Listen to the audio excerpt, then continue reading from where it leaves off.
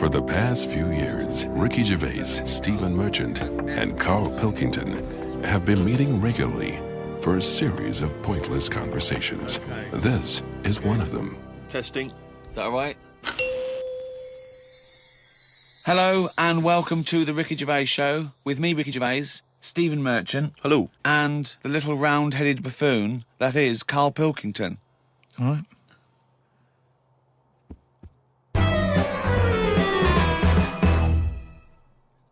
Now, you probably know me from such works as The Office and Extras, Stephen being my co-writer and co-director on those things.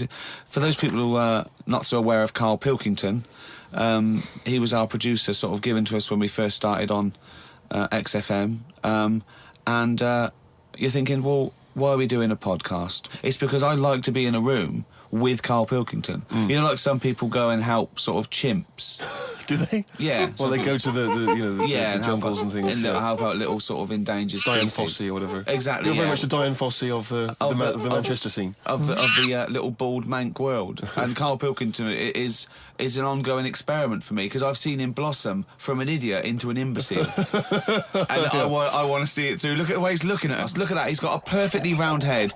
And that's why I'm doing this podcast. Carl, what do you think about all this? It's just, I mean, we are living in that sort of era now, aren't we? That you need to be able to listen to stuff on demand when you want it and stuff. I know you're not a fan of the iPod in general, are you? Or any of the MP3 things? You're concerned? I'm warming to it, but This is what's amazing about Carl. Even though he's talking about things like MP3 players, computers, iPods, he sounds like he was found in a glacier and thawed out. Do you know what I mean? Yeah. And sort of taught to speak. We're a couple of high school guys who found him, and we're trying to ingratiate him in the gang, trying to pass him off as someone from the modern day. No. But my thing with iPods is, now, do we need them? Do you know what I mean? We're living in that era now where we have invented most of the stuff that we need, and now we're just messing about.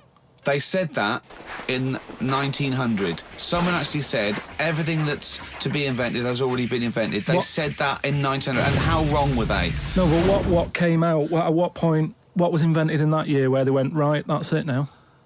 The 20th century. Think what happened in the 20th century. Go on. Well, planes. Yeah, but is that a good thing? Planes and that. Do you need a plane, really? Wouldn't it have been better if we all stuck where we should be instead of travelling about? War. Well, look, war's happening, isn't it? Because everyone's saying, well, now we can fly, we'll go over there. So there were no wars prior to the invention of the aeroplane? Not like there is today. Right. But what I'm saying is, the world's got smaller, hasn't it? Everyone's saying that, right? Yeah. The way I was saying to you the other day, we now go to places where we shouldn't go. People go on holiday to places where you've got to have an injection before you go there. Yeah. Forget it then. That's a warning. Don't go there. I'm with you on that. I don't want to enter a country where I have to have an injection to stop me from dying while I'm in that country. Right, I totally agree with you on that. So what happened is, they invented the plane and it's like, oh, let's go on holiday.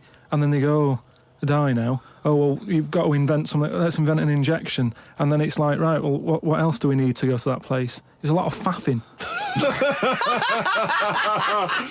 So what I'm saying is... Is that a place? A lot of faffing? What I'm saying is, Steve's travelled more than I have. You've been to, like, dangerous places. I've been to places where you need injections, yeah.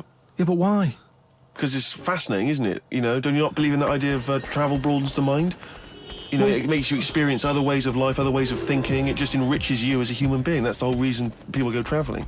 But since the invention of the telly, you don't have to go that far to see it. You're absolutely right. So there you go, then. The telly was the 20th century, wasn't it? Yeah, it's pretty good. So where would you stop then? You'd stop making stuff now? Stop inventing stuff right now? If we're going to invent something, right, forget, like, the traditional way of people having kids, right? The way they, have it away in that. What do you mean? What do you mean? No, like the way that, we have kids and stuff. If it'd be good if what happened was to control it is if man and woman, right, they're born and that, they enjoy their life, they learn a lot, they live to be about 78, I think, by that point. So specific. Yeah, 78, No, yeah. but by 78, I reckon you've sort of got to that point where you go, do you know what? I've done everything I'm going to do. If you haven't bungee jumped by the time you're 78, you're not going to do it. You know what I mean? So it's kind of like... Your hips come off. You've done it all now. Yeah. And then you die, right? So say if everyone had that, they live to be 78. But then just as you die, you have a little baby inside you. And as you die, your life carries on. Sorry. How is this happening? Sorry, are you mental? No, but don't you think... I mean, what? I've never heard such drivel. You're saying that, but if Newton said it, you'd go, interesting. That's what annoys me. The point is, Carl, he never would. No, He'd what? never say it. That's the point. But if you never say it, I don't understand what you're talking about there. What, how was it? How is there a little baby in a 78-year-old? No, what I'm saying is it's like an apple where the apple grows and it's got its little baby pips in it, and the apple goes and the seeds are planted and a new one's born. But that's what happens. But that is what reproduction is. Yeah, but I'm saying babies aren't being born left, right, and centre. It's controlled so that as someone dies, someone's born. But Carl, stop.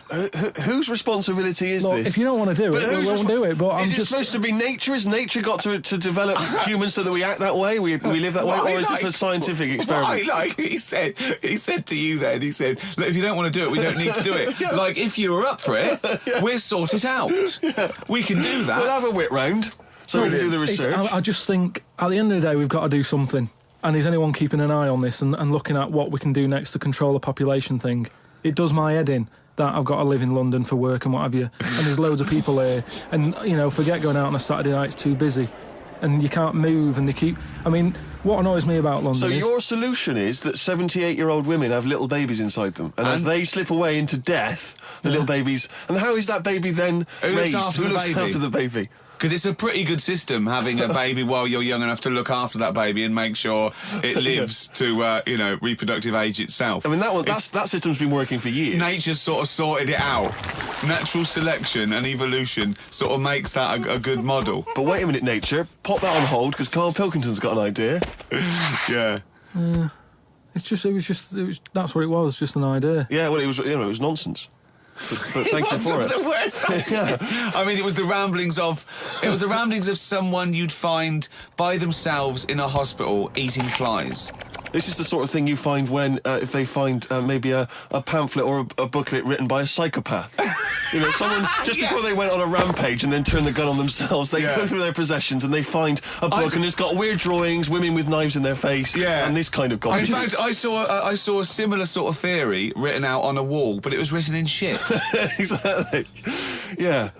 No, all I'm saying is, I think it's, when people die normally, everyone's fed up about it, aren't they, and a bit down. But if when you pass away, you go, oh, we're going to miss Gladys or whatever, but then there's this new life brought in, it's almost like a bad news, good but news. you're talking about it like someone could pick this idea up and run with it. Like you've given them enough information to do it. How is this possible? Where does she get the baby from? Why does it grow? Why grow it in Gladys's belly? Why not have it in a drawer? But what I'm saying ready to go, just add water. I mean... Who looks after son of Gladys? There is no theory here. It's the ramblings of a madman. What I'm saying is, though, the body's always changing, innit? From caveman to now, or whatever. In some cases. And they're always finding out more and more. Like I read the other day about how they're saying, do you know, like they say, people have 6 senses. Yeah. There's loads more than that. Right, and there's this one... I say, show me that you've got one. No, right, and there's this one that's knocking about. Go on. That, what it is, say if I'm in a pub, right, and I'm just doing a crossword or whatever... Unlikely, but go on. And there's some woman who's walked in, right? And she's staring at me. Yeah. I know she's looking at me, and I look up and I look round, she's looking at me. Right. And they're saying that's a new sense that they found out from, like, doing tests and what have you. Yeah, it's rubbish. And they're saying that's been around since like man and dinosaur was knocking about. They've stopped. No, they've explained I think it's safe to assume that that with your perfectly round head, people are always stopping and looking. No, but they explained you just know that there's probably going to be someone there if you look right. They said it's from the time when, like, caveman was, like, wandering about, and he'd go, hang on a minute.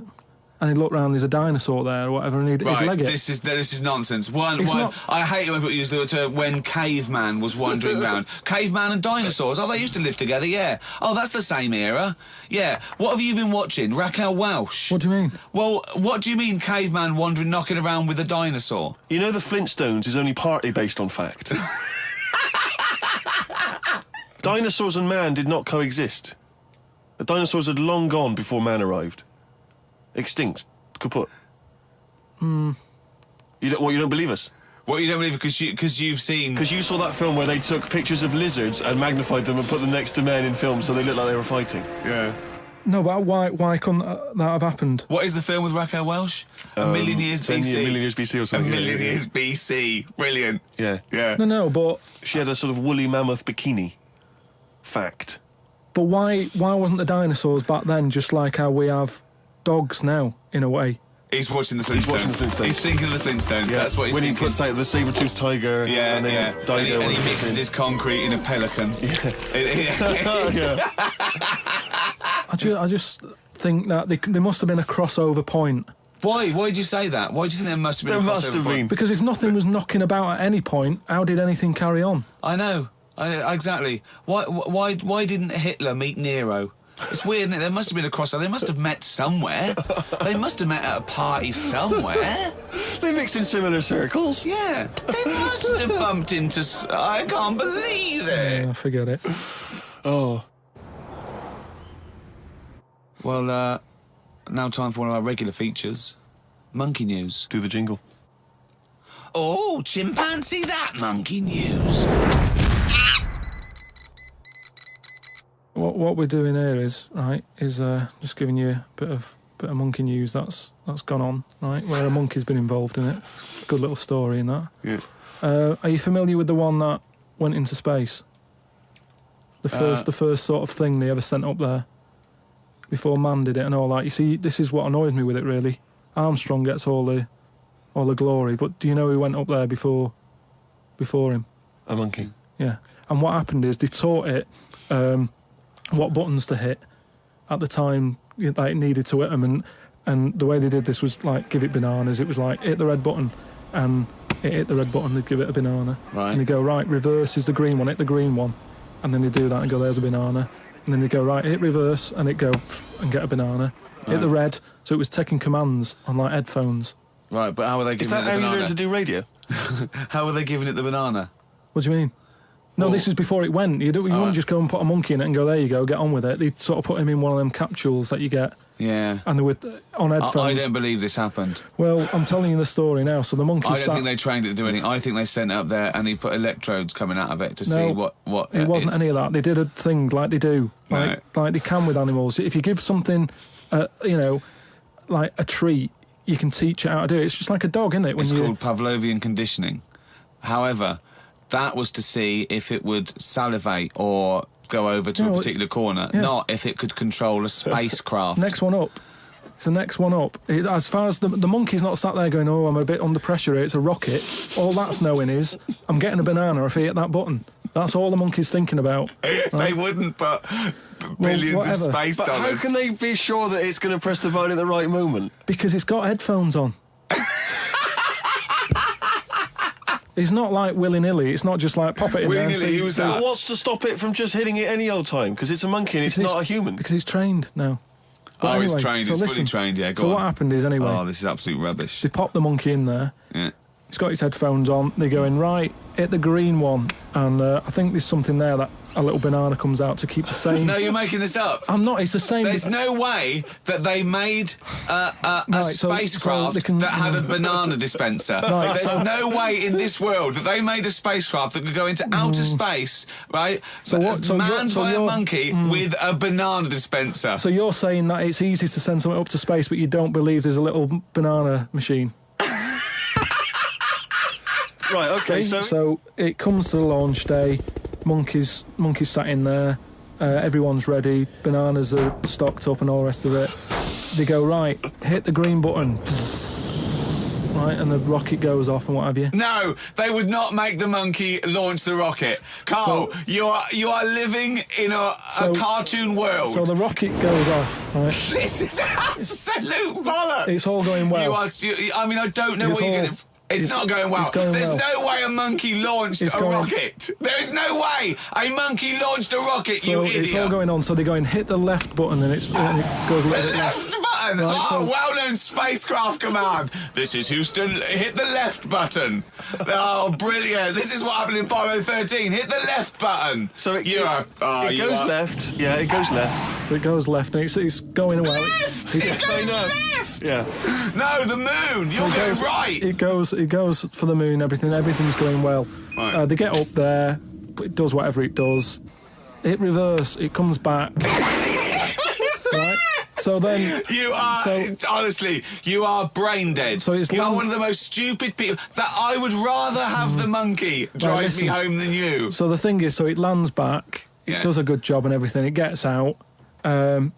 And this It's is sick this of bananas. This is where it turns a bit sad, because after it's done that mission, right? Because it happened and it was all safe and everything. The next one would have been to send man. Right. So the monkey enjoyed it, and it was like, well, I want to do it again, right? But they were like, So how did they know that? How did they know he wanted to... just the way it looked and what have you. It was like, Fuck off! Just the way it looked!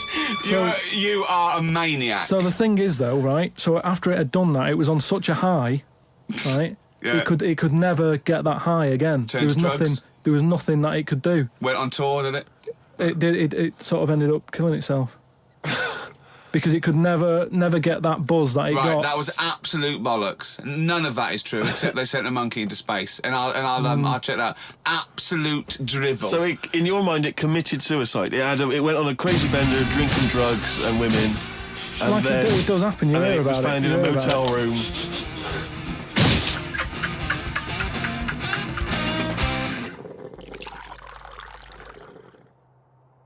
I met Derek Akora the other week, oh yeah. right? Now, And who's he? Which one's he? He's Is he a medium? He can contact the dead. Is that right? he just chats to him and that, passes Sure. messages on. Nice of him. So I said, "Oh, tell us something a bit weird and that." So he said, "What do you want to know?" I said, "Just something weird."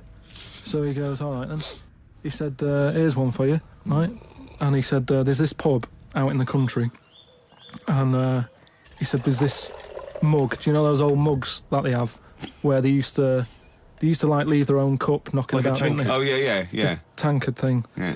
So there was one of them mugs in there, right? And everybody Tankard. Let's use tankard if we've All right, established a that's the word. tankard, yeah. Because you're the only mug in this story. Right. You believe in it all. High five. Great. So this tankard's knocking about, right? And everyone who's running the pub keeps going, "Oh, I wish they'd stop leaving this tankard about," right? And they pick it up. It must be a pain. Having a tiny, small tankard in a pub. That must be a real grind. So every they sort of picked it up and went, "We'll have to wash that," and they popped it on a different sideboard. Next thing you know, that person who's touched it died, right? Sure. So They must have been getting through bar staff. so they kept getting in new staff and that. And they were like, "Oh, what's the connection here?" Right? What's the connection here? Oh God. So they get a vicar in Of course they do. and they go, "Look, there's a lot of weird stuff going on here. This tankard, every time someone touches it, they die." So he said, "Leave it with me." He gets his special water out and what have you. He comes round, does a little prayer, sprinkles it. He goes, "Right, not a problem, don't worry about it." He picks it up, chucks it in the bin. Guess what? What? Dies in a crash on the way home. Because he picked it up. Well, but Carl, you're telling me this like it's fact, and I'm meant to go, "That's Derek amazing." Akora, he told me. Carl, I have no opinion of that story other than I'm pretty sure there was absolutely no connection between touching the tankard and him dying. That's all I'm sure It's of. not just him though, is it? I'm not going to even contest the chain of events. All I'm saying is there is no connection. There is no connection possible because I believe in logic and the laws of the universe. Yeah, but what I mean, you never pick up a vibe of. Like, I've got a mate, right, who is living in this big stately home, right, and he's living in there now. He pays £100 a month. There's about 80 rooms, Gee. and it's this big stately house and what have you. And I went down there. He said, "Oh, come down and have a look," right. From outside, you go, oh, this is brilliant. It's like something out of, you know, like The Man of Born or something. You go, this is impressive. But then when you get in, it's like, it's a wreck. And we go in, and all the floors are like a wreck and rotten and stuff. And I looked at the wall, and there was like a little piece of paper stuck on the wall, right? And I said, what's this here? So I wandered over, right? Got right up close to it, and somebody had wrote it. Somebody had wrote it? Oh.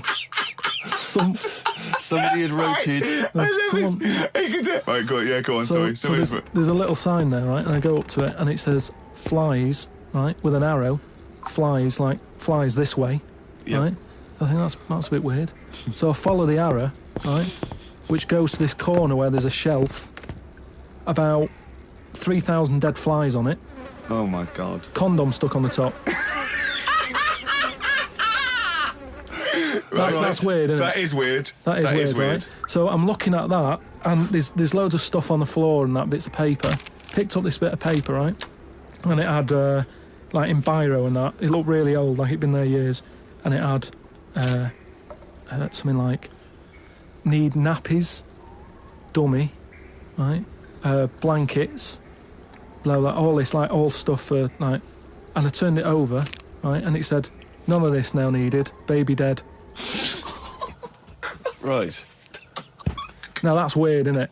Now that's what I'm talking about when you get a bad vibe. You go, that's who's been in here. It's bad vibe. It's just based on the fact that your mate's in charge. Yeah, that's terrifying. I mean, yeah, so it's like saying, are we scared of the dark? Yes, I understand why people are scared of the dark. I'm a little bit scared of the dark. You're walking along. Because you don't know what's in it. Yeah, you don't know what's in the darkness. That's why people get nervous. It doesn't mean you have to make the leap then that you've got some paranormal sense. Oh, my God, I'm Carl Pilkington, and hang on. Just like Derek Acora, I have sensed something strange and evil in this room. Wait a minute, there's some flies in a condom. I was right all along. That is weird. Flies in a Johnny equals badness. the flies in a condom was weird. It's weird. I don't know. But the note. Yeah. I just think of his face when he saw that, reading it by torchlight. You must have been terrified. It's a bit odd, isn't it?